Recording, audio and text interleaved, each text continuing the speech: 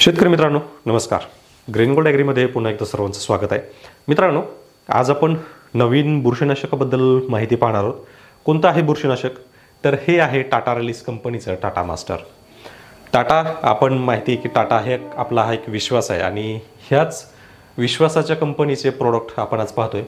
तर मास्टरमध्ये काय येतं, कोणत्या पिकावर चालतं, कोणत्या रोगावर चालतं, त्याचे फायदे काय आहेत आणि त्याचा वापर किती आहे, ही सगळी माहिती आपण आजच्या व्हिडिओमध्ये घेणार आहोत. विशेष म्हणजे ज्या पिकांवर डाउनी येतो किंवा लेट ब्लाइट येतो तर त्या पिकांवर याचा वापर सगळ्यात जास्त करता येतो. तर चला थोडक्यात जाणून घेऊया हे प्रोडक्ट काय आहे आणि कशा पद्धतीने आपण याचा वापर करू शकतो. तर टाटाचं जे मास्टर आहे तर हे टाटा मास्टर या नावानं हे बुरशीनाशक आहे, ज्याच्यामध्ये आपल्याला मॅकोझेप 64% पाहायला मिळतो आणि मेटॅलॅक्झिल 8% वेटेबल पावडर फॉर्ममध्ये पाहायला मिळतो, जो की कॉन्टॅक्ट आणि सिस्टेमिक म्हणजे स्पर्शजन्य आणि अंतर्प्रवाही दोन्ही बुरशीनाशकामध्ये हे बुरशीनाशक येतं. आता हे कोणत्या पिकांवर चालतं? तर ज्या पिकांमध्ये डाउनी मिल्ड्यू आणि लेट ब्लाइट हे दोन्हीही रोग पाहायला मिळतात. मग त्यामध्ये टोमॅटो आहे, मिरची आहे, बटाटा आहे, कारलं आहे, दोडका आहे, घोसवळा आहे, त्यानंतर आपला डाळिंब आहे, कांदा आहे. म्हणजे जवळजवळ जे मुख्य पीक आपल्या महाराष्ट्रामध्ये घेतली जातात त्या सगळ्याच पिकांवर हे चालतं. तर आता याचे वैशिष्ट्य काय आहेत? वैशिष्ट्य महत्त्वाचं आहे, कारण कोणतं वापरायचं आहे, म्हणजे थोडक्यात शेतकऱ्यांना हे माहिती आहे की कोणतं बुरशीनाशक आहे, त्याच्यामध्ये काय कंटेंट आहे, किंवा जर 2 कंटेंट असेल तर सगळ्यांना माहिती की कोणत्या कारणी सिस्टेमिक असू शकतं. तर हे तर गोष्टी सगळ्यांनाच माहिती आहेत, पण त्याची वैशिष्ट्य काय आहेत हे पण माहिती असलं पाहिजे. जसं की आता याचं वैशिष्ट्य काय, तर फास्ट इन रिॲक्शन. म्हणजे आता सगळ्यात पहिला मुद्दा, डाउनी मिल्ड्यू आणि लेट ब्लाइट हे जे 2 रोग आहेत हे सगळ्यात जास्त 3 महिन्यामध्ये आढळतात. कोणत्या महिन्यामध्ये? जुलै, ऑगस्ट आणि सप्टेंबर. का?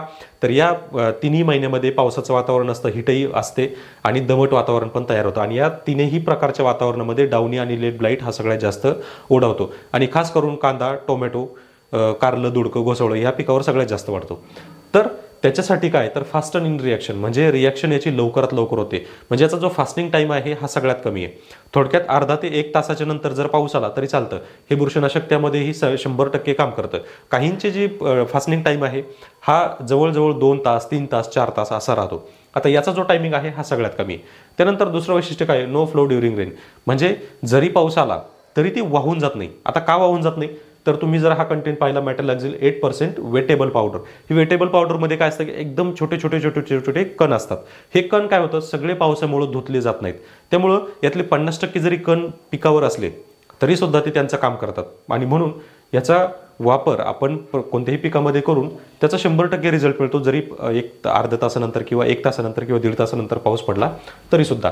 आणि तिसरं आणि महत्त्वाचं याचं कार्य काय, तर best for prevention and cure. म्हणजे आपण याचा प्रिव्हेंटिव्हमध्ये पण वापर करू शकतो आणि क्युरेटिव्हमध्ये पण वापर करू शकतो.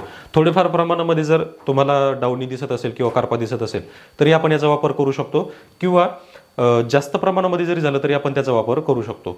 आणि याचा डोसेज काय आहे, तर याचा डोस आहे साधारण 2 ग्रॅम प्रति लिटर पाण्यासाठी हे आपल्याला वापरायचं. म्हणजे 200 लिटर पाण्यासाठी 400 ग्रॅम आणि 20 लिटरच्या पंपासाठी 40 ग्रॅम. तर मित्रांनो, तुम्हाला टाटा मास्टर याचं वैशिष्ट्य समजलं आहे का?